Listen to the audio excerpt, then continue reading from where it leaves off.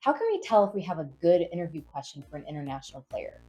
Welcome back to Translation Timeout. Today is part two of a three-part series in interviewing international athletes. Today we'll talk about 4 interview traps that trip up international players, and you'll have an opportunity to look at some interview questions and think about how you could better adjust them for your players. If you have questions at any time, please leave a comment below or email me at translationtimeout@gmail.com. So when I think of interview challenges, there are 4 things that come to my mind. First of all, the words in the question could just be too complex for a player with limited English proficiency. An interview with an 18-year-old who's newly arrived from a different country is not the place to flex your extensive vocabulary. You might have written the most beautiful question about overcoming adversity, but what's the point if your interviewee doesn't understand what it means? Instead, I challenge you to adapt your content to your audience's ability. Can you simplify to a kindergarten level without losing any meaning? For example, looking back in retrospect, how did you overcome adversity? These phrases would be challenging for a beginner speaker. Let's rewrite it to something like, what did you do when life was hard? I know, it doesn't sound as nice, but I guarantee an English learner would be able to give a stronger, less awkward answer to this second version. Speaking of confusing vocabulary, we also need to give players the benefit of the doubt and not read too much into it if their answer isn't perfect. For example, comparisons like better and best can be really tricky for English learners to keep straight. So if someone says, now I'm best at skating, and you think they might have meant better, just ask some clarifying questions before assuming they're being arrogant. It could just be an honest language mistake. Trap number 2.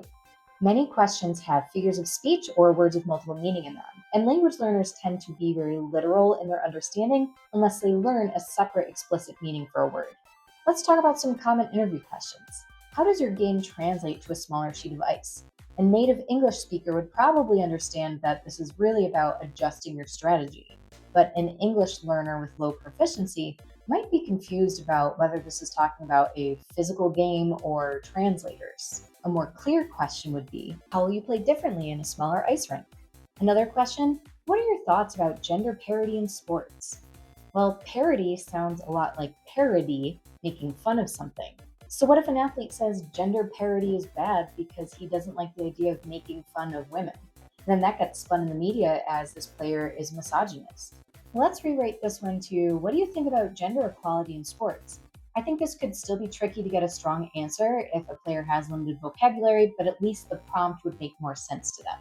And then another question, will this transfer give you an opportunity to turn over a new leaf?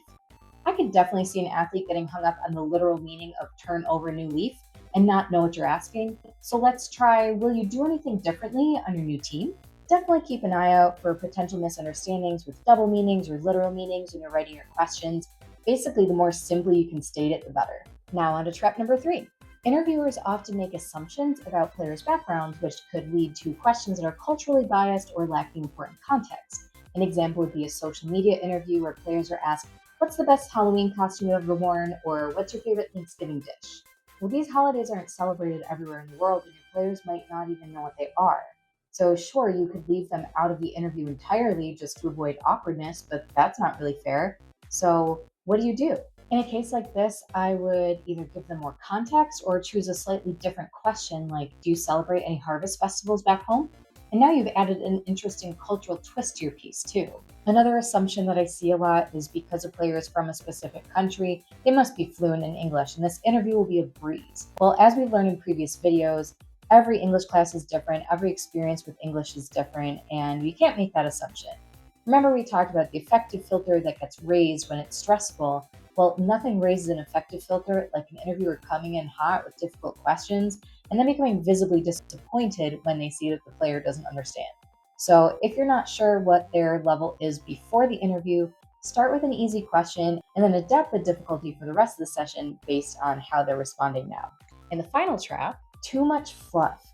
I hear so many interview questions that start with a long list of details, maybe a winding recap of how the player got to where they are today. And I understand that in a typical interview, this maybe gives you some credibility, it shows you did your research, maybe even guides the interviewee to a soundbite that you really want for your piece, but this doesn't work for English learners. Remember those extra translation steps they have to go through to communicate? These players are working overtime, paying careful attention to every word you're saying to process your question. It's easy for them to lose sight of your point when they're working on a delay and filtering through a lot of extra content.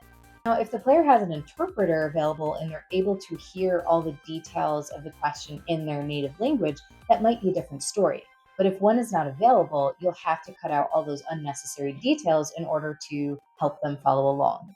If you ask me, another great way to show that you understand your subject, other than reciting a bunch of facts about them, is to be able to adapt the question to a level that they can understand and comfortably answer. So when you're writing interview questions for international athletes, be mindful of those four interview traps: using complex vocabulary, using figures of speech or words with multiple meanings, making assumptions about their cultural understanding or background, and adding too many details that will get them lost in comprehension. In today's handout, you'll create some questions, analyze them to see if they fall into any common traps, and then rewrite them for a more clarified meaning.